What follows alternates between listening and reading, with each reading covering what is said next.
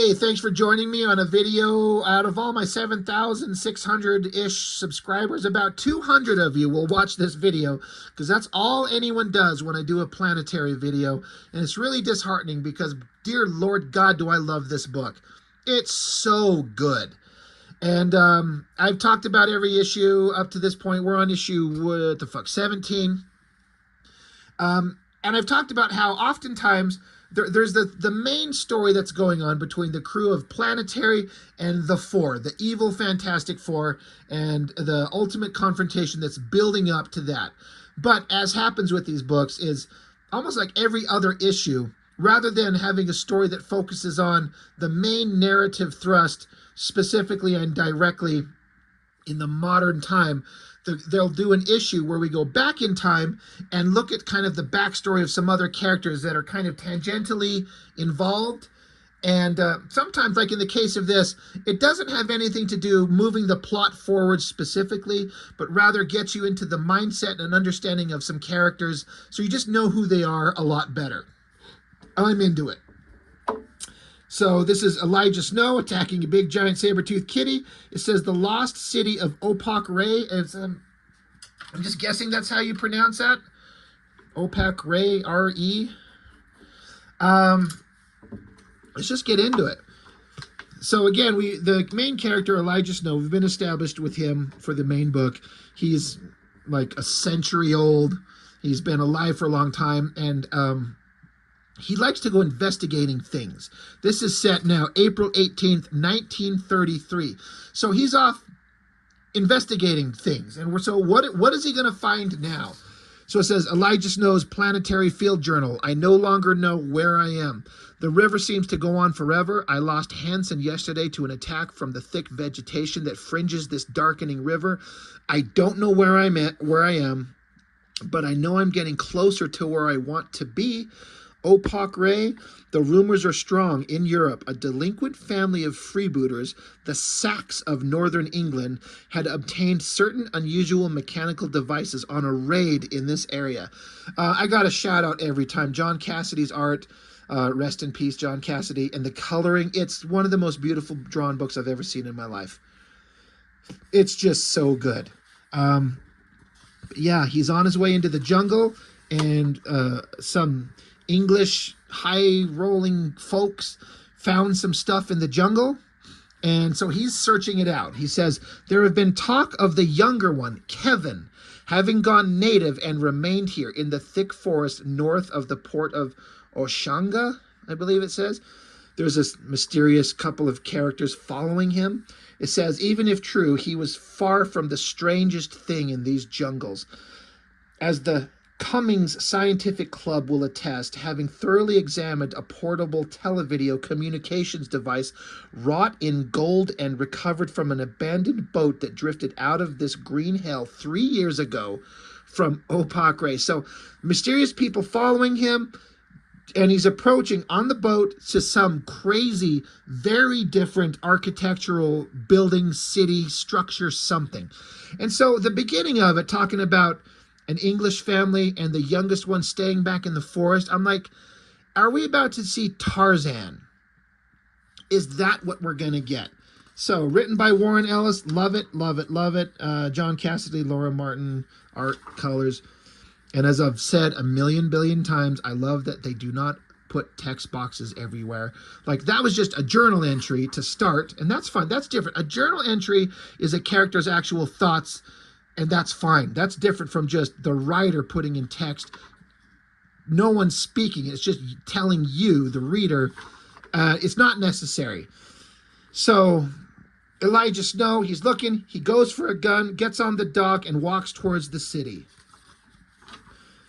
As he keeps walking, he turns and looks, and there's some kind of weird shape behind him. He turns and looks, and we see a giant, like, lizard eye, like something you see on a snake or something like that. Again, there's a shadowy figure up in the jungle. So Elijah Snow, he says, okay, I know I'm going to regret turning around. He's got his gun pulled. He's like, what the fuck am I about to see? I know things are about to be just horrible. And we get giant snake creature with weird technological ornamentation around its sides and across, like all the way down its body. Crazy, weird, awesome. He's like, yep. So he unloads, starts shooting at this creature. Hits it in the eye.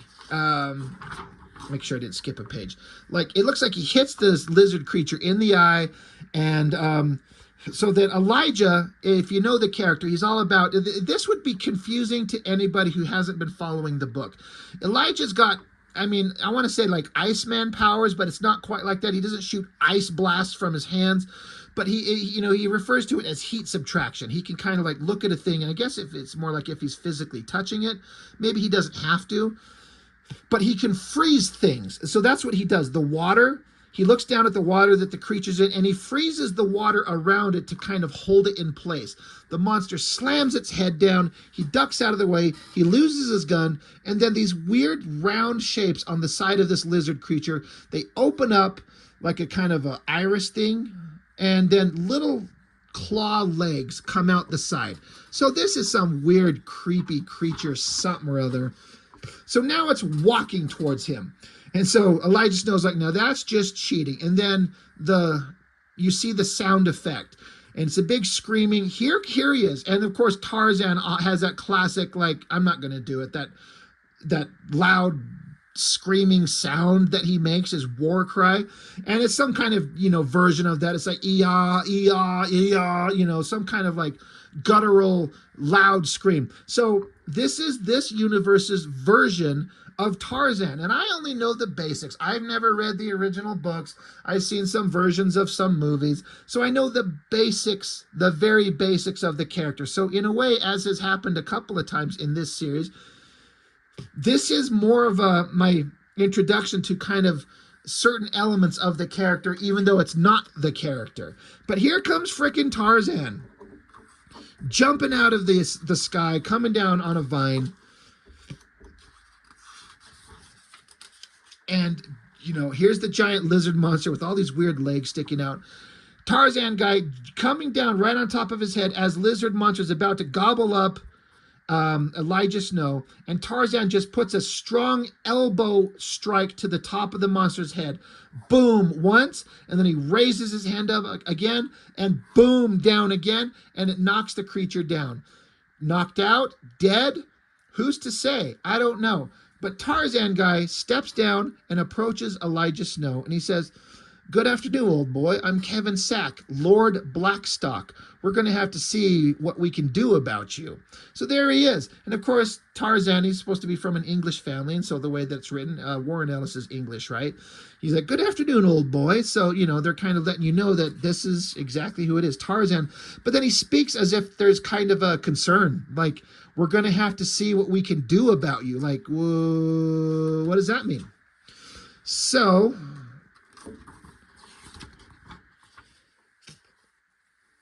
let's see, I'm making sure I didn't skip a page. Also, one of these pages coming out of the book. Now they're inside the fantastical city, and Tarzan, Lord Blackstock is his name.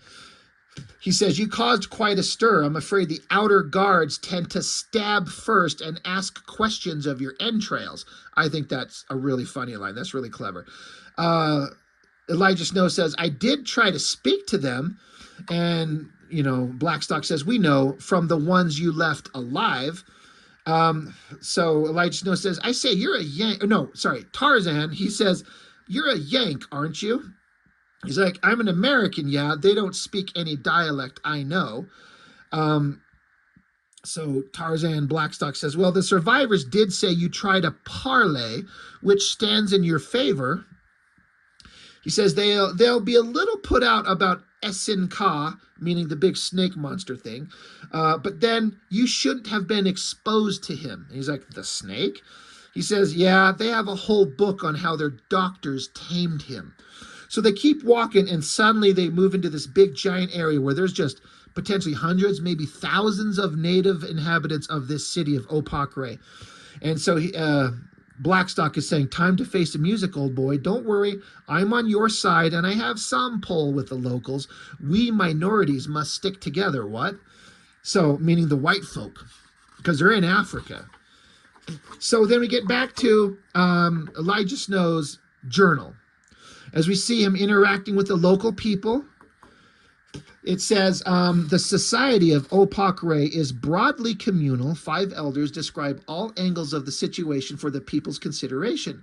Crimes committed against the society from outside seem to be dealt with more kindly than those committed by actual residents. They understand my position. They have admiration for my journey and some awe at my little talent with temperature. I must give something if I am to stay and enjoy the community. As luck would have it, I possess that which they prize most highly, special knowledge of the outside world. Blackstock, too, is impressed. I suspect he doesn't yet realize that I've heard of him. Blackstock stays because he is a legend on this continent, even here in the Hermetic Opakre. Evidently, the legends were part true.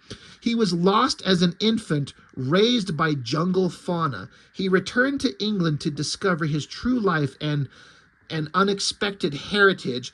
The Sacs had purchased a title. He comes back to Africa every few years to hone his gifts, to renew himself, he says. We have the same birthday. Blackstock is an adventurer. He is possessed not of a need for knowledge and mystery, but for a pathological fear of boredom. He needs that which is new. I don't know how much longer he will stay here. The women fascinate him, but there are rules. So, very interesting. Again, kind of like a version of Tarzan, being raised in the jungle, going back to his home country, discovering who he is, coming back as Tarzan to live in the jungle. He's kind of living with these people. But the important part is this pathological fear of boredom. They have established that as the character Chiquita Wagner, the female super strong badass fighter of the Planetary team. They've said about her in the book, I think more than once at this point, that she has a pathological fear of boredom. Like she has to be doing something. She can't sit around and be idle. And they're saying that Lord Blackstock here has that exact same personality trait. You're like, huh, interesting. But then they also mention the women here fascinate him because he's like into the chicks, but there are very strong rules about that. So the text log entry continues. It says, I'm good with languages. Soon I find the rules out for myself. And so now Elijah Snow is talking with one of the residents, maybe some kind of elder. He's saying to Elijah, he says, you may not reproduce here, Elijah Snow. And he says, I hadn't planned to. I hate kids. The guy says, unpleasant but acceptable. Children are our kings and queens. But we wish Opakre to remain Opakre. We have no need of white in our water. Do you see? And he's like, yeah. And the guy says, no crossbreeding. And Elijah Snow says, this isn't going to be a concern, elder. And so the guy says, as you say, but be aware, there is interest in you. And they flash over to this beautiful woman standing on the stairs looking at Elijah Snow. She's stunning. She's beautiful. And the text box, this is actually describing me, too. It says here, Elijah Snow saying about himself, he says, I have never been the kind of man who knows when a woman is interested in him. Yeah, me and you too, brother. I have never been the kind of man who knows when a woman is interested in him. Therefore, Anyaka pinning me against a tree and nearly knocking out my back teeth with her tongue came as something of a surprise. She was one of Opakre's intellectuals, attended every one of my little storytelling sessions, far cleverer than I could ever be. So like, oh shit. They just told him, you cannot fuck around. They talk about it here, how Tarzan, he's interested in the ladies, but they're not allowed, and they're telling him, you're not allowed. We don't want to dilute our shit with your whiteness. So later on, time has passed, and they're in a relationship, as they just established. So Elijah Snow is just standing there, and he's asking her, she lies in the bed, beautiful. He's like, why me? She says, you have nice eyes, and your mind amazes me. He says, I'm not pretty like Blackstock. And she says, nope. He's like, what do you mean, no? She says, for women, it is not all about the body, Elijah. So that line right there actually goes to explain why I've been actually able to get laid more than once in my life, if that's true. By God, it has to be true, because there's no way I'm getting by on my looks. But yeah, she says, for women, it is not all about the body, Elijah. And he's like, I don't understand. She says, no, you don't. And Blackstock, yes, he is beautiful. In another time, perhaps, but you are here and he is dangerous. So Elijah Snow says, I thought women liked that. And she says, well, they do, but you must comprehend, he thinks of us as his subjects. He thinks of Africa as his domain. He loves us in his own way, but part of him is a king ape that expects allegiance. And part of him is the white man who believes we are all there for him. One day I will change his mind, for he is brilliant and valuable, but he is not you. This is great dialogue. Warren Ellis is a genius. I just love it. He's putting in the dialogue and conversations between two characters where a character is revealed. You get to understand who each one of these people are, what we think of another character, what she thinks of him. He's got, we're talking about Blackstock, the Tarzan character. She's like, he's interesting, he's powerful, he's valuable, he's beautiful, but he's also lording over us, and I'm not interested in that. But she's like, but I'm interested in you for your mind and your kindness and who you are. It's just brilliant dialogue. Not a single word is wasted or misplaced or unnecessary. It's brilliant writing. So a little bit farther into the future, a little bit more time has passed. The log entry from Elijah Snow continues. It says, I have filled 3 books with Opak Ray. Tomorrow I leave, for I have business in the outside world. But I'll be back. So now we have a conversation between Elijah Snow and the Tarzan guy, Lord Blackstock. And this is fascinating. This throws out some ideas that I wonder if Warren Ellis come up with this, or this is something that was kind of implied elsewhere. So those of you who know will have to kind of tell me. We'll get into it here. He's just saying to Blackstock, he says, because I love her. The text says, but I'll be back. And then he's saying out loud, because I love her. And Blackstock says, really? Good God, is she that impressive? He's like, Jesus, man, they all are. Look at this place. 1,000 years ago, Opak Ray was 1,000 years ahead of the rest of the world, built using scientific principles no one else had even imagined. And they found a way of life that worked. So Blackstock says, you don't think them stagnant? And Snow says, no, they still think. They still refine the city and their society. They just want to feel safe. Blackstock says, and your girl, she makes you feel safe? He's like, yes. So then Blackstock says, I must try that sometime. I've never slept with an African. And Snow's like, you're fooling with me. He says, why should I when there are English girls? So you're getting into some kind of like, racial attitudes of the time. Again, this is set in 1933 or so. So, but, Elijah Snow's kind of shocked that Tarzan here hasn't fucked one of the hot local native girls. And he's like, why should I when there's English chicks? So Elijah Snow says here, but you've spent more than 20 years here without British morals affecting you. Surely you. So he's like, all right, so you've been here for 2 decades and you don't have societal norms of England, British morals guiding you despite what you'd want to. He's like, surely you had to have fucked someone. And so Tarzan Blackstock says, oh, I've had sexual experiences here, yes, but not with, well, he just kind of trails off. So I'm like, they're implying he's fucked monkeys, right? That's the only thing that can mean. Like, is that correct? I've had sexual experiences here, but not with, like, implying, like, not humans. Is that a thing that's ever been in the Tarzan lore? Is that been in the original works, or is that some extra added thing by Warren Ellis? Like, I am really curious. It's weird, it's fascinating, it's creepy, I don't know what to say about it. I find it incredibly entertaining. It's just such an odd little thing. Anyway, they kind of move past that conversation, and Blackstock says, when will you be back? Snow says, 18 months or so. Will you be here? Blackstock says, I'm not sure. Look me up in the manor in a few years, old boy. We'll have more stories to trade. So a little bit later, Elijah Snow's back with his hot girlfriend. He says, yeah, there's going to be some danger. Some of the things I do to gather information are not safe. Maybe this is, I explained it. It seems I'm going to live a very long time. Maybe if you don't want me to come back, now's the time to say. So I like that he's having this real conversation. She's not allowed to leave, nor does she probably want to leave. And he's saying, I do shit that's dangerous. And I've explained this to you, but he's like, but I live a long time. So if you don't want me to come back, just tell me now. And then we get this panel, which has been shown in the book several issues ago, this exact shot getting into the past of Elijah. And we didn't know what it meant, what it was referencing in the slightest.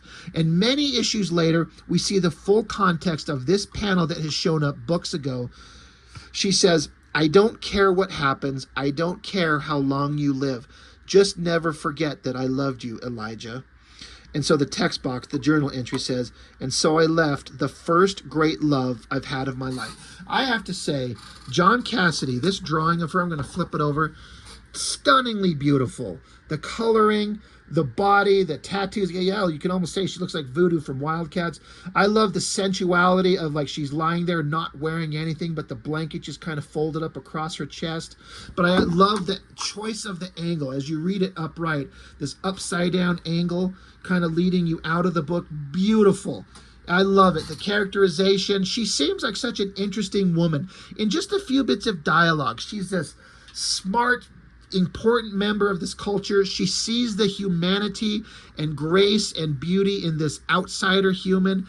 And she's like, I know there's a lot of weird things about you, and whatever happens, just remember that I loved you. And he's like, and he's like, I had to leave. So 18 months to the day, he got back onto the Opak River in perfect safety. And he says, I should have known that was wrong. He's coming back, getting off the dock. And you've got the city in the background. And there's this big giant walkway. And there's two little things on the walkway here. A little dark spot and then a figure running. And we get in closer. There's his girl. And there's a baby. And she's yelling, Elijah, Elijah. They run into each other's arms. So you're like, a baby. Well, this is 18 months, so this can't be his baby if, standard human reproductive time frames, 9 months, apply. This is not Elijah Snow's kid.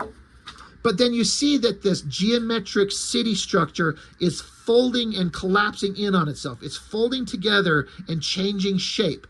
Elijah's like, what the hell was that? What's going on? And she says, I knew you'd come, please. They cut to the baby. And he's like, your baby? And she says, yes. Mine and Blackstock. So she eventually went and fucked Tarzan and had his baby. So Elijah says, what's happening? She says, they're sealing the city. No more infections from outside. And my baby, they leave her out here, outside the city. Like they're implying that they don't want their genetic line interrupted by alternate races in their genetic structure. So they're leaving the baby outside to die. And the city keeps collapsing in on itself. And he's like, they left the baby to die. And she says, I had to wait for you. I knew you'd come. Everyone else is below the city seals. It was designed to do it from the very start. I refined it. So the city's folding in on itself. And he says, well, we'll be killed if we stay here, Anyaka. Where's Blackstock? She says, gone. I tried. I wanted to. We were bored. So it's like they're both implying that they both were together and they were bored and they fucked and it resulted in a baby, which shouldn't have happened in their culture. So Snow's like, come with me. She says, I can't. I belong here. Eventually, they will forgive me. He's like, just come with me. She says, I can't. Save the child. There is love in you, Elijah. Save her. And as the city keeps folding up and she kind of disappears into the distance between the smoke and debris, she says, "Please, Elijah, because I love you. I always loved you. I am so sorry." So the building keeps collapsing around. He stands there kind of shadowed, unmoving amidst all the chaos. He picks up the baby and runs off, and you see this city forming. It looks like its final form will be like a solid cube. And the text box says, "I took her to the Wagners in Germany. They were childless, a farming couple who had an alarming experience with a crashed space vessel the year before. Good people." So that's implying, there's issue 11, I think it was, where there was this whole issue that was like doing various kind of alternate incarnations of Wonder Woman, Green Lantern, and Superman. And the Superman version was a very alien-looking humanoid that crashed, and some people found it, but then the government team showed up, and the evil Human Torch showed up and burned the Superman baby alive. I'm pretty sure that's what they're saying right here. They were a childless farming couple who had an alarming experience with a crashed space vessel. He says, "I told them a little of the story, that she was an orphan in extraordinary circumstances, and I told them that she would have a very, very low threshold for boredom. They named her Jaquita, which is the female character of the team, a very prominent, interesting, fun character of the book. She's like super, super strong, super fast, little bit of a ball buster. She's just really cool, and she's always had a pathological fear of boredom. So we're finding out where she comes from. She's the child of Tarzan and the mother of this futuristic, like, hidden society. And Elijah Snow, she doesn't know that he saved her as a baby and gave him to someone to raise her, and they named her Jaquita. We just learned the origin of the character of the book. This has nothing to do ultimately with the main narrative thrust of the book, with the evil Fantastic Four and defeating them, but it's just this long story to talk about Tarzan, cultures, interacting with people, and saving the life of a baby. It's so fucking fascinating. I love this book on every level. I get more excited the more I read it. It's fascinating how well it's written and all the information that's in it, and told so efficiently. There's no fat in here at all. No nonsense that like somebody could cut this out and cut that out. It's all down to the exact needed information that conveys exactly what is trying to be told. It's the most beautiful art from Cassidy and colorist Laura Martin. I say this every time. I get so excited over these books, as you can tell, and it just bums me out. Out of 7,600 plus whatever subscribers, 200 or 300 of you at most will watch this video. But those of you who do watch it, I think you get it. Latik, my boy, my man, my friend, I know you like this stuff too. And I do these now thinking of you, because I know you like these books, and a couple of you out there really enjoy it. I love Planetary. And there's some really fascinating stuff. Like, I could just do every issue one right after another right until they're done. But, you know, I got to vary it up a little bit. But anyway, Planetary by Warren Ellis. It's brilliant. Please check it out. You'll do yourself a favor. I absolutely love it. Anyway, that is all I've got for now. Thank you so much for joining me. I really, really appreciate it. I'll see you next time.